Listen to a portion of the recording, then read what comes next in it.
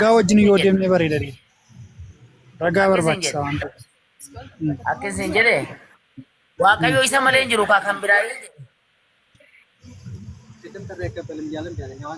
walumaa gala jechuudha. Yesuus Kiristoos jalqaba waan hundumaa akka turetti bara. Isas immoo seera boqonnaa tokko keessa turetti. Yeroo wanti hundumtuu uumamee ture waaqonni lafti bineensi garaa garaa hundumtuu ture.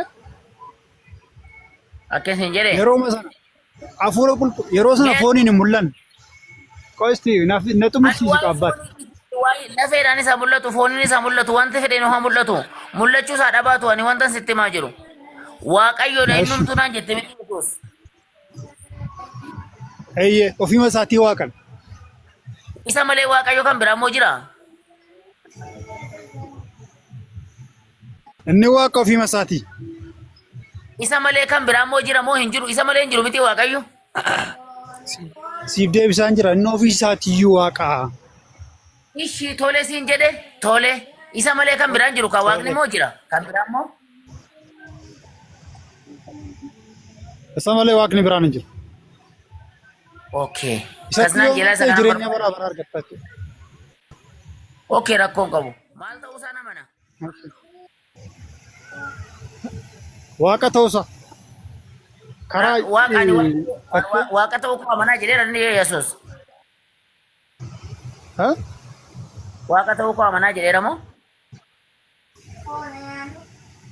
Ana malee karaa jireenyi dhugaan hin jiru. Anatti kana malee jireenya bara baraa qaba. Kan jedhu barraa'e. Yohaannis kee. Amma karaatti gaddeebista sila Waaqayyo jettee amma karaatti gaddeebista. Ani kan hin siin jedhu. Ana karaa ana dhugaan. Ani bakka karaa ta'e ani Waaqayyo ofiin jedheera. Ofiima isaatiiyyuu waaqa. Ish ani Waaqayyo ofiin jedheera moo wangeelaa. Mucaa gurbaa waan sin jalqaba dhoof. Waaqayyo ofiin jedhe. Jitu Waaqayyo isaan jedhamoo isumatu Waaqayyo ofiin jedhe. Ofiima isaatii waaqan. Sagalee Waaqayyo irra jira waan ta'eef. Sagalee Waaqayyo. Namni biraa namni asooftan jirtu namni isin ta'u jira mijatu. Meetii qabaddu ta'i. Namni biraa gullallee. Gullee. Wayye. Inni kun yaada mataa isaa haasa'a macaafan beeku mucaan.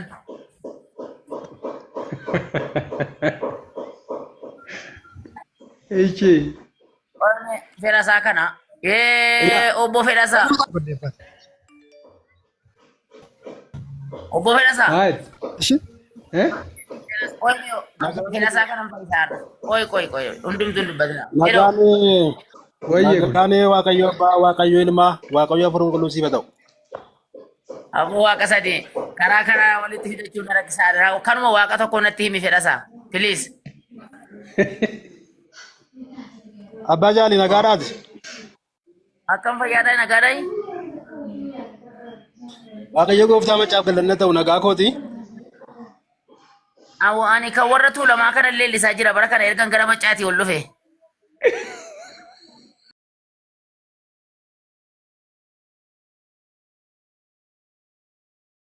Gara macaatii ol dhufte warra tuulamaa keessa teesse si zaranyaan bar Fedhasaanii warra macaa keenyarra warra macaarra dhufte tuulama keessa teessetu Waaqayyo gooftaa macaa leellistaa barsitu. Situ zaranyaadha bar.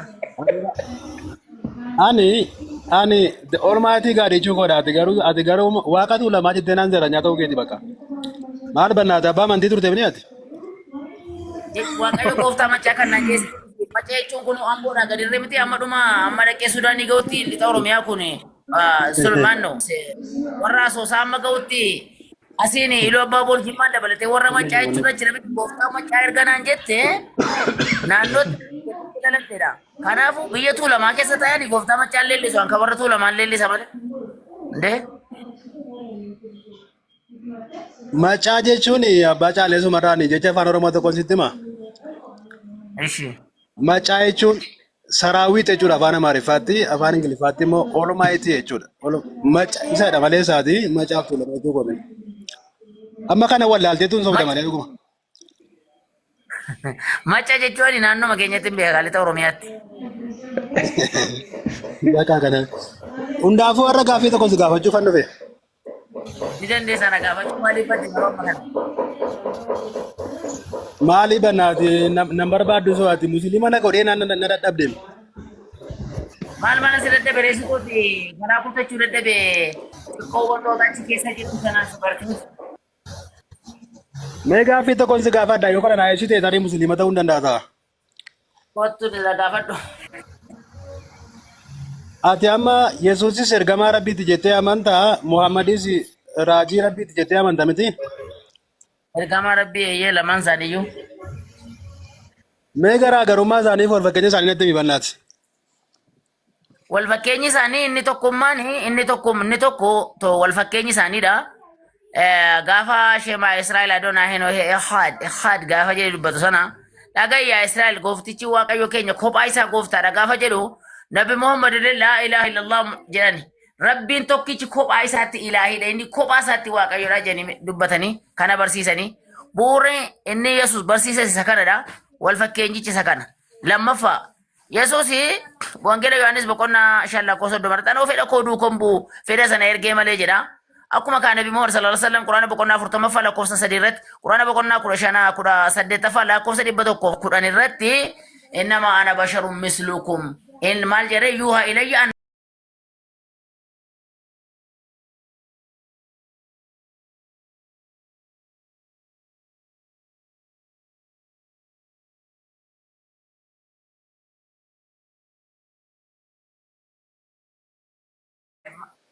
kanaaf wal fakkeenyi isaanii isaan kana.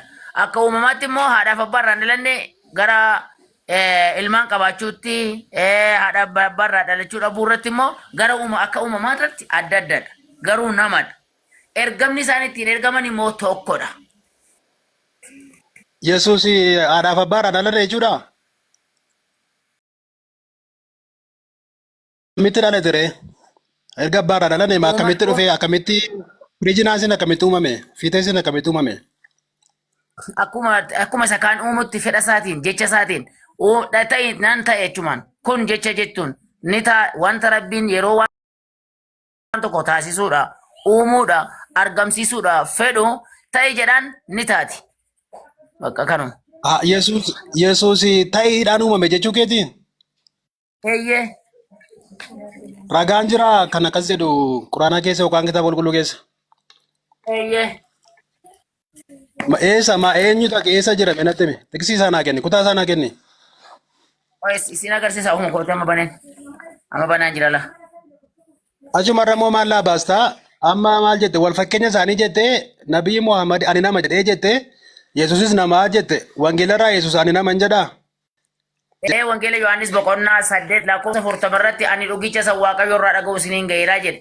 Inni kun yuuhaa ilayyaa isa Nabii Muhammad jedhee. Ani nama jedheera. እንደዚህ አይነት ሰው የተባለው ማለት ነው። አና ነማ ከሲያጀሱ በርባዱ ጀደ ነማ ኦፊን ጀደ ጀደ ከና ኢየሱስ ነቢ መሐመድ ነማ ኦፊን